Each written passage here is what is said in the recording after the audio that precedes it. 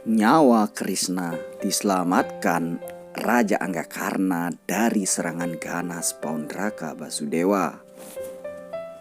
Rupanya Paundraka Basudewa tidak pernah kapok dan merasa bersalah.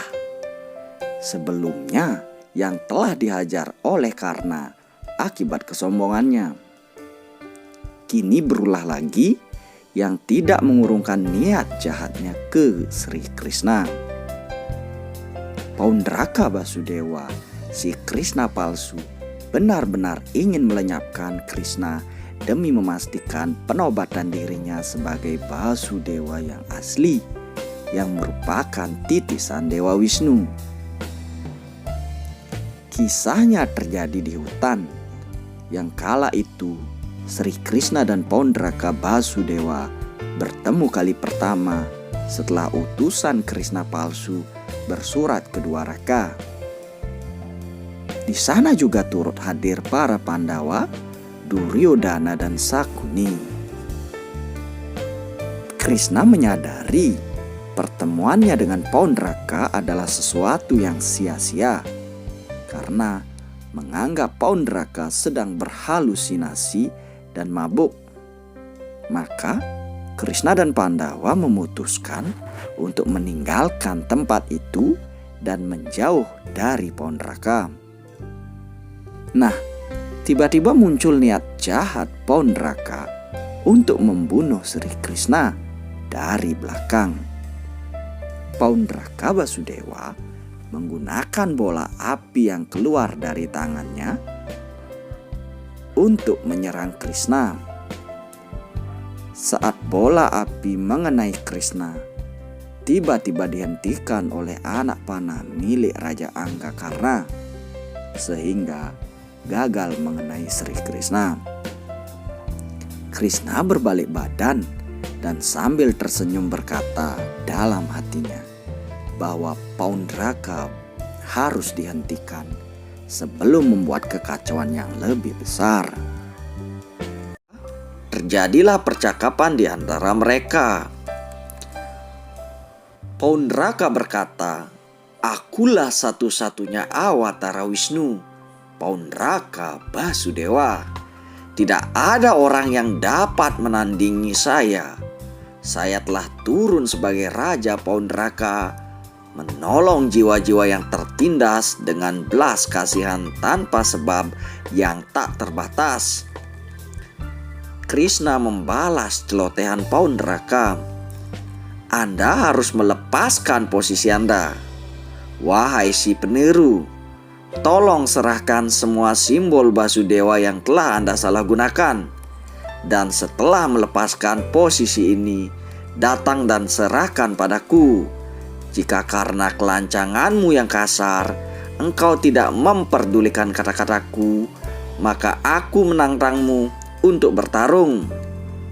Aku mengundangmu ke pertarungan di mana keputusan yang berhak menggunakan identitas Basudewa akan ditetapkan kepada si pemenang."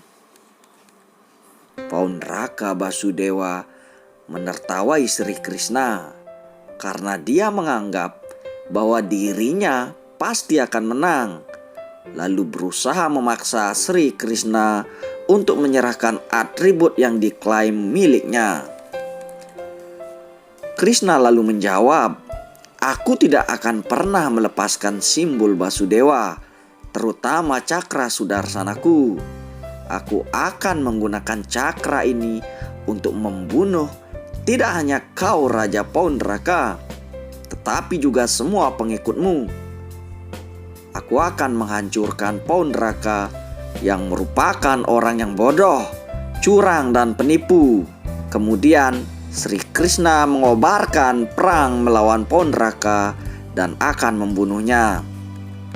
Tanpa menunggu lebih lama lagi, Sri Krishna segera mulai memanggil cakra sudarsananya untuk menghukum Paundraka yang bodoh. Pada saat ini Sri Krishna berkata kepada Paundraka, "Paundraka, kamu meminta aku untuk melepaskan simbol Sri Wisnu, khususnya cakra sudarsanaku. Sekarang aku akan menyerahkannya kepadamu. Hati-hati, Kamu secara salah menyatakan dirimu sebagai Basudewa dan meniru diriku. Oleh karena itu, tidak ada orang yang lebih bodoh dari Anda." Setelah Sri Krishna melepaskan cakra sudarsananya, dengan gagah beraninya Paundraka merampas cakra sudarsana milik Dewa Krishna dan mutar-mutar cakra itu sembari mencari target yang akan ia serang. Krishna melanjutkan, "Sekarang Paundraka, aku akan memaksamu untuk menarik pernyataan palsumu. Kamu ingin aku menyerah kepadamu, bukan? Sekarang ini adalah kesempatanmu. Sekarang kita akan berperang, dan jika aku kalah dan kamu menang, aku akan pasti berserah kepadamu." Seketika petir menyambar dan cakra sudarsana itu dirasakan semakin berat hingga Paundraka Basudewa tidak sanggup menahannya. Dan akhirnya cakra sudarsana Sri Krishna menenggelamkan Paundraka hingga tertelan ke dalam tanah yang dalam. Sebelum menghembuskan nafasnya, Paundraka melihat sosok dengan 4 lengan yang memegang busur panah, gada, pedang, dan cakra. Setelah itu, sang peniru menutup matanya dalam bayang-bayang Basudewa yang asli. Rasa takut selalu berasal dari dalam hati manusia itu sendiri. Terkadang, ketakutan akan kehilangan kekayaan. Terkadang ketakutan dipermalukan. Terkadang takut terpisah dari mereka yang kau sayangi. Karena itulah, ketakutan saat ini sepertinya normal untuk semua orang. Pernahkah kau pikirkan itu?